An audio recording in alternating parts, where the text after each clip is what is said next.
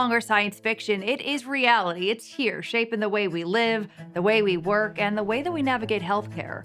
From faster diagnoses to more personalized treatment plans, AI is truly changing the entire patient experience.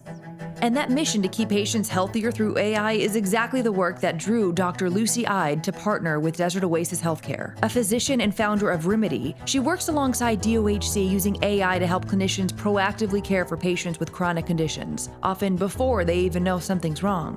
For her, this work is personal. As both a doctor and a technologist, she believes AI isn't just changing healthcare, it's giving patients a fighting chance. If you think about it from a doctor or other clinician's point of view, the amount of medical data has just grown exponentially since the time when I trained, right? When we used to have paper charts and what you knew about that patient was written on a piece of paper, and what you knew about, clinical guidelines or drugs was in your coat pocket of your white coat, right? From then to now, that amount of information has just become unmanageable for humans. And so AI is this pocket assistant, the modern version of the book we used to carry in our coat pocket, to help bring not only that individual patient's data, sort of a synthesis of that to the clinician, but also the world of medical data, right? What is the evidence? What just came out in recent clinical trials? All of that is moving so quickly that no human can keep up with. AI is just this wonderful tool to sort of say, here's the situation, here's this, current patient, what should I think about? What should I be aware of? What might I be missing? So it really is like a digital assistant.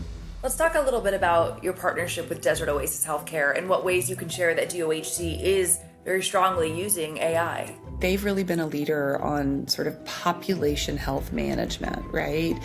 Really trying to, in a proactive, forward-looking way, keep their members healthy, instead of sort of the old way of healthcare, which was you wait for someone to show up at a clinic or a hospital sick, right, with a problem.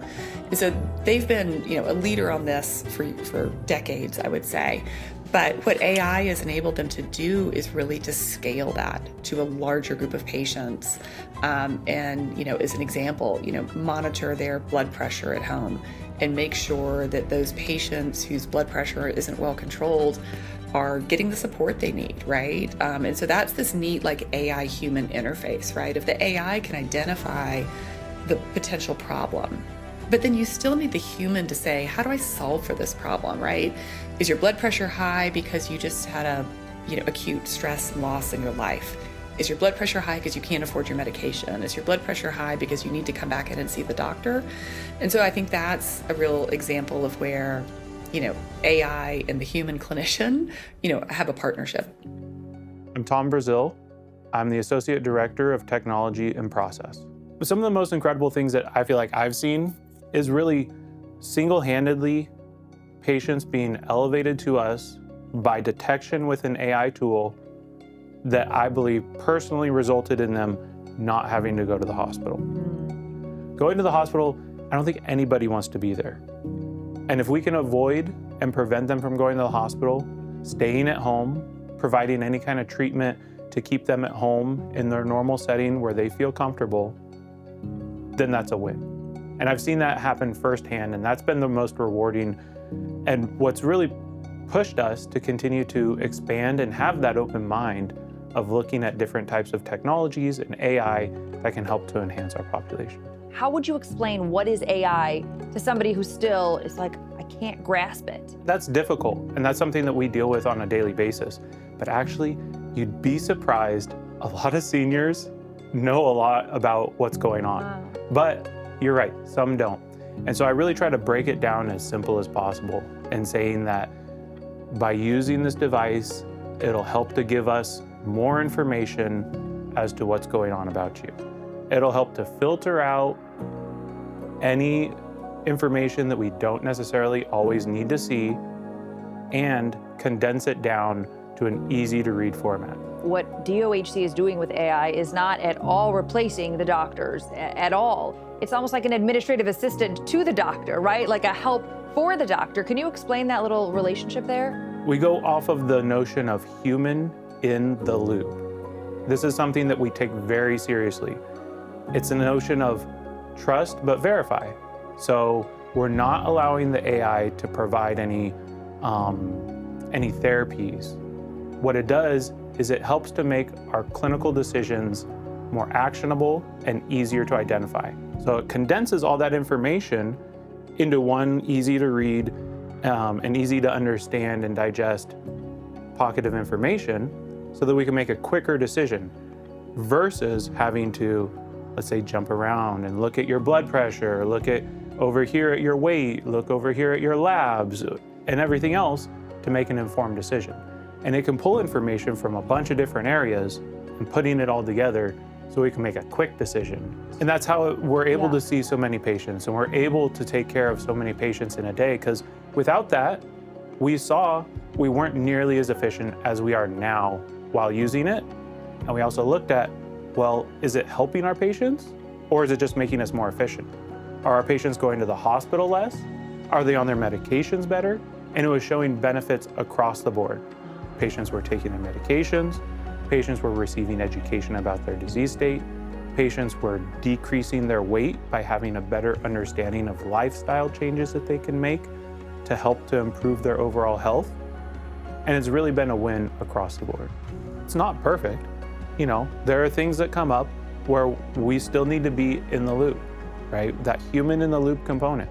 It's not always perfect. So we need to trust but verify. So if something comes up, we need to think about everything that's going on. And we also need to understand what information does the AI know? Because there could be other information that it's not aware of, maybe by talking to the patient. We find out information that may have happened in their life that day or the previous day that the AI doesn't know about. So we need to still be taking all of that into account because there are still limitations to the AI. It can only know as much as what could be stored in a computer. AI is new. I mean, myself included, it just seems like now is when it's everywhere. Now is when people are using ChatGPT. Now is when everyone's talking about it. Why is that? I think it's because it has become much more mainstream. When ChatGPT was released a few years ago, it got so much interest because it was free. It was so easy to use. You just type in anything and it'll spit back some answers to your problems, providing solutions, providing recommendations.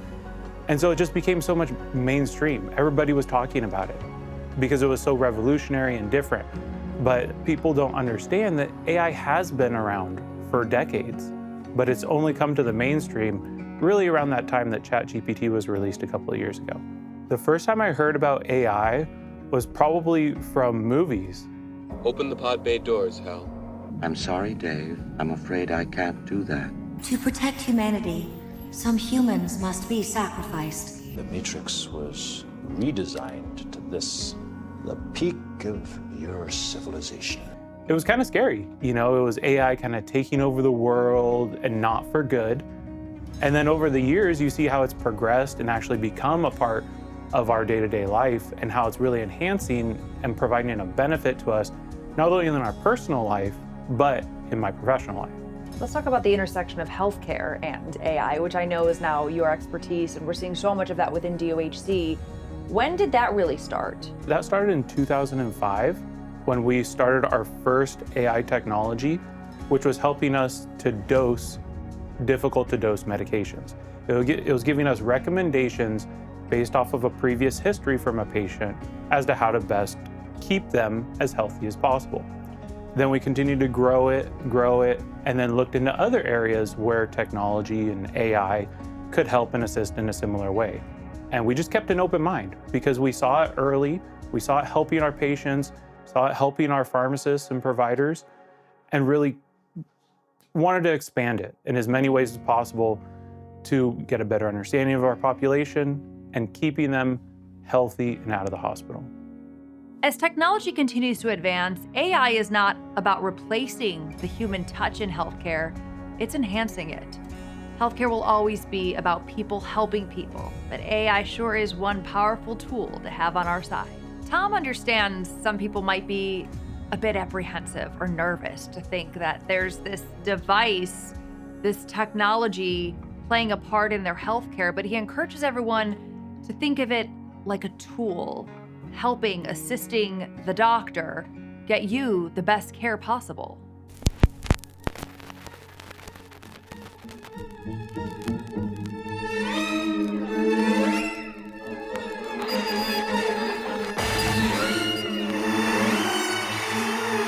AI technology with its transformational and disruptive power was compared by one senator today to being like the printing press or the atom bomb.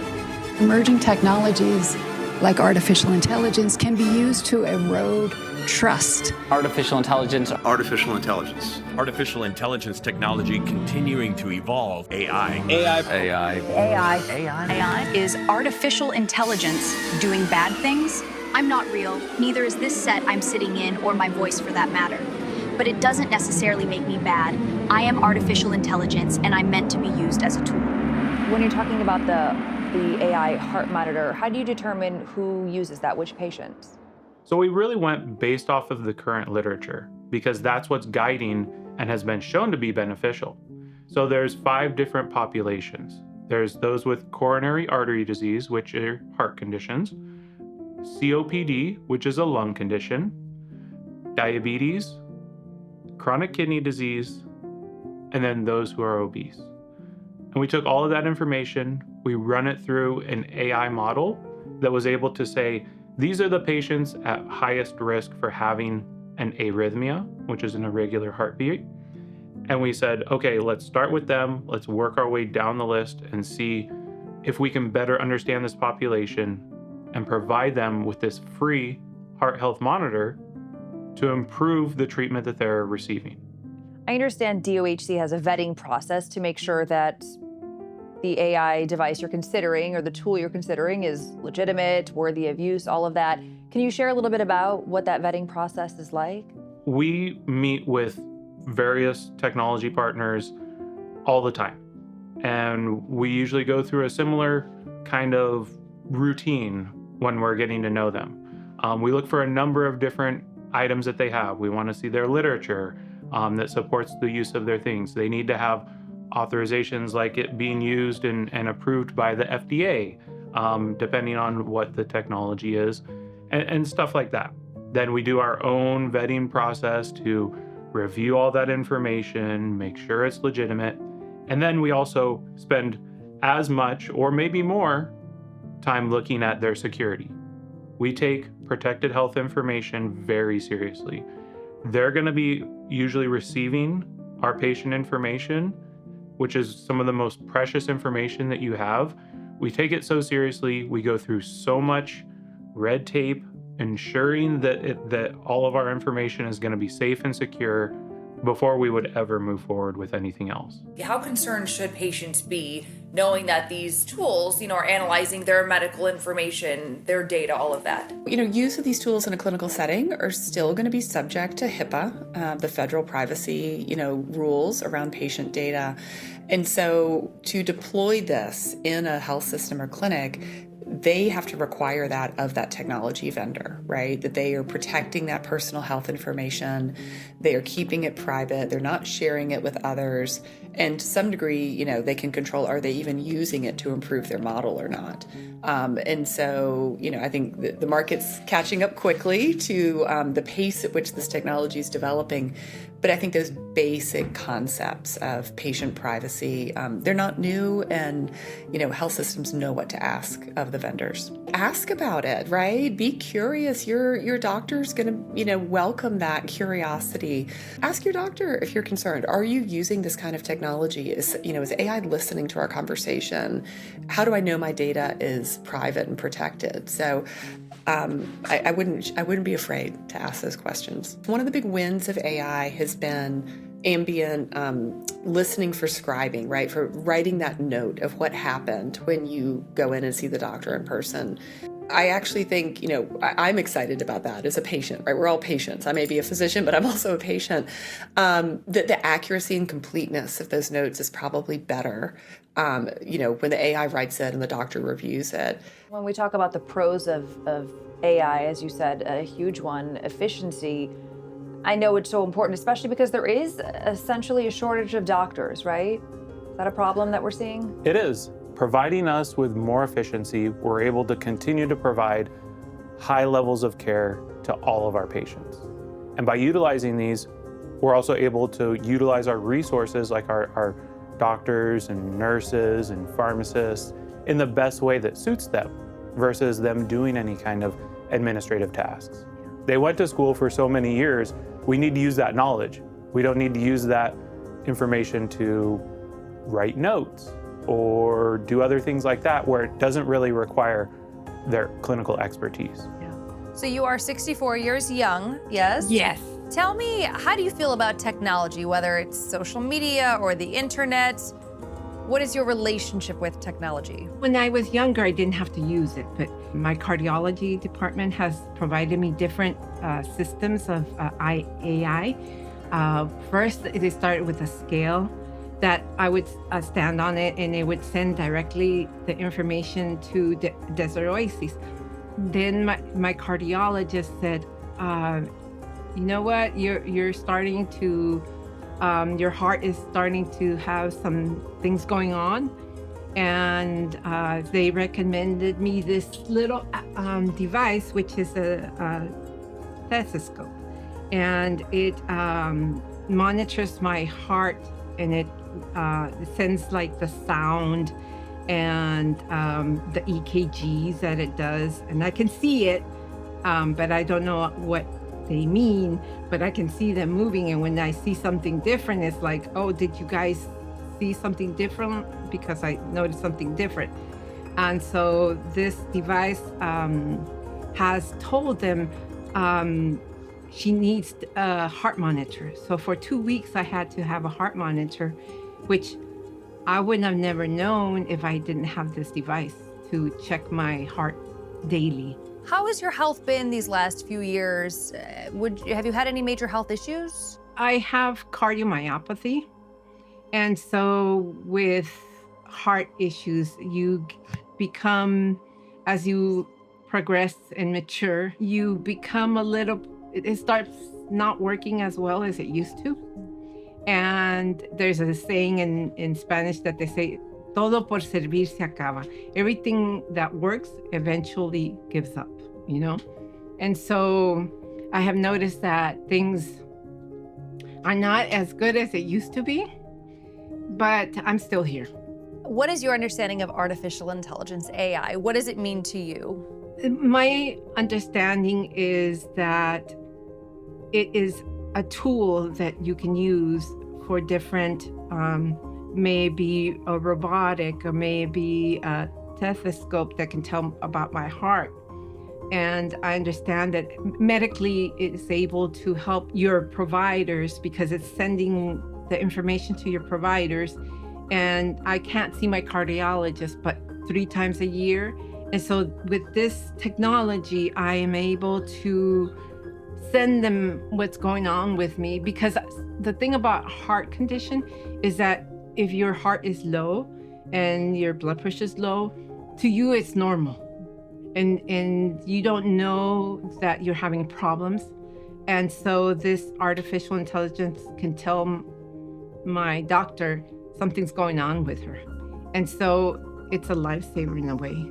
How does it make you feel knowing that there's this tool out there that's really helping connect you to your doctor? Like you said, maybe you can't see your doctor all the time, but by way of this, you're always able to stay connected. I'm really thankful for this device because they thought I might have irregular heartbeat, and it was showing some irregular beats going on.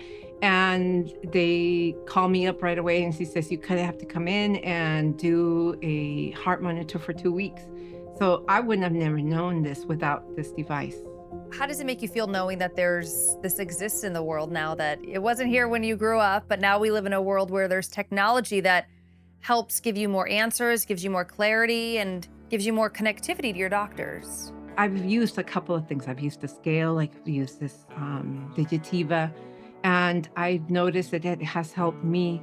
But when you see on television and you see the robotics and how artificial intelligence is using and helping people with stroke, I mean, they can't move their hands and they're using these machines to be able to use daily operations. It's incredible and amazing, the science that has happened in this era.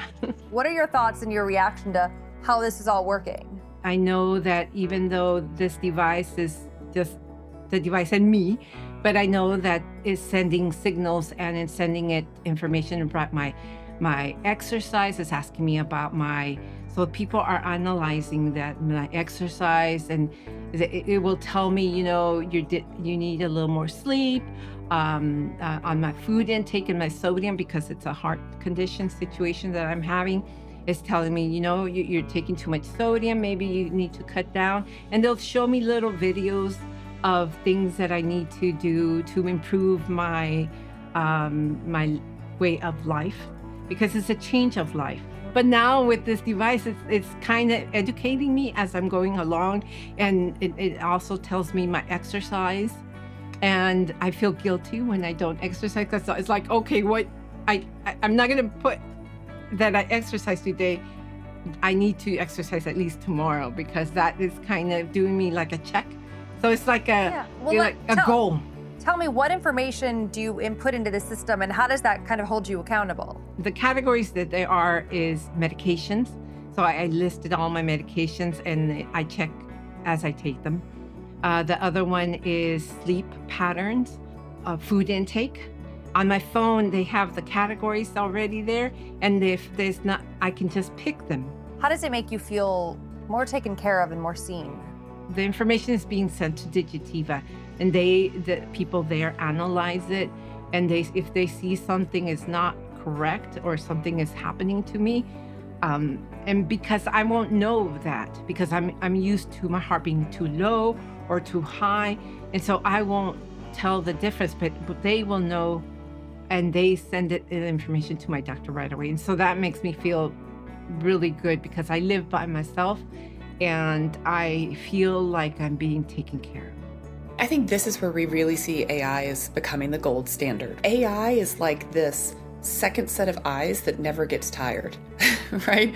And so you have the ability for human error in review of, an image or review of a slide. And then you have a constraint of like, how much time does that human have? If you're thinking about, you mentioned cancer, reviewing a pathology slide, they're going to look at certain samples from that slide to say, do I see any cancer here? AI can look at the entire slide in less time than a human, and it can highlight to the human, here are the areas of concern. So it's pretty amazing there. I mean, I think it is like the best example of today's reality, where is AI making a real difference. I know DOHC is always trying to stay ahead of the curve. Anything you can share about what's next? We're always looking to innovate and do new things. A lot of the things that we've been doing recently are in the heart space. So it's monitoring the heart, making sure that we have a full and complete understanding of what is going on with your heart, because there has been some recent literature that's come out to show that certain patient populations could be at risk for having an arrhythmia. An arrhythmia is an irregular heartbeat. Right. So we're trying to take advantage of some of the partnerships that we've had to offer a free heart health monitor for some of those patients. So again, it's trying to understand what's going on with our patients so we can provide early intervention, prevent disease progression, and prevent them from going to the hospital. How would you say AI helps us pursue equity in healthcare, and are there any gaps that need to be filled there? That's a difficult topic, because unfortunately, there has been seen to be an inequality for treatment of various racial groups. And because AI only knows what's happened in the past, it doesn't know what's happened in the future, sometimes that leads into improper algorithms. However, when we're going through a vetting process and we're evaluating any kind of healthcare technology, AI that we're going to use, we ensure that any of that is devoid of what we're going to be using. But this is also a really critical piece to remember when we're keeping that human in the loop, because we make the decision at the end of the day. The AI isn't making the decision, and we need to remember that we're treating this patient as an individual, and we're not allowing the AI to make the decisions for us. We've often historically limited healthcare to, you have to come to a location, in person to receive healthcare. And, I think this is really allowing us to move to, what healthcare looks like in the next generation, right, moving forward, because we're taking healthcare to people where they are. And that's only going to continue to grow, right? So the example I gave is very simple. If a patient has a scale at home that's transmitting data automatically, or a blood pressure cuff, we'll continue to see that evolve as technology improves, where you have, sort of ambient monitoring and listening in the home that can detect changes in health and, sort of proactively reach out to that patient, through their clinical team to address their needs without requiring that patient to drive a long distance, to have transportation, to have time off of work, to arrange childcare. Whatever those barriers are to accessing care, we can really overcome those. I think we're just at the beginning of what AI can do, but I don't think we're anywhere close to taking the human out of the loop, right? Your nurse, your doctor, your clinical pharmacist, your medical assistant, this really elevates them to be able to practice at the top of their license, to have the biggest impact they can on your care. This is freeing them up from a lot of the administrative burden and in their job. So I think it really is a positive, and I'm excited to see where we go from here. I'm sure you have hopes for a healthy life for the next, however, the rest of the next chapter. How do you think this is helping you achieve that? We get used to certain things. We get used to a relationship with your couch. And this is teaching me that, Irma, if you want to see your great-grandchildren one day, you need to move. And so, moving and the food that you take is very important. And even though I can't see my doctor all the time, this device is teaching me over the phone. It's like, oh, okay, I need to do better on this, on my choices of food, in my choices of medications. And I feel that it helps me each day, giving me little lessons of how to become a better Irma.